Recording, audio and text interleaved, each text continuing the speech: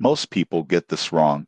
They think Cred Plus is just another payday loan app. The surprising truth in 2026 is that Cred Plus has evolved into a more versatile financial platform, combining early wage access, flexible installment options, and spending insights to help users manage money smarter. Here's how it works. Cred Plus allows users to access a portion of their earned wages before payday, often in just a few hours. This is ideal for covering unexpected bills, emergencies, or urgent purchases without relying on high-interest credit cards. Additionally, certain purchases can be split into smaller, manageable payments, making monthly budgeting easier. The app is intuitive and user-friendly. You can track advances, monitor repayment schedules, and get a clear view of your spending patterns. Push notifications ensure you never miss a payment, helping you avoid late fees and maintain financial discipline. The downside? Overusing Cred Plus can get expensive. Frequent advances or missed payments can add up in fees, so it's best used as a temporary solution rather than a long-term strategy.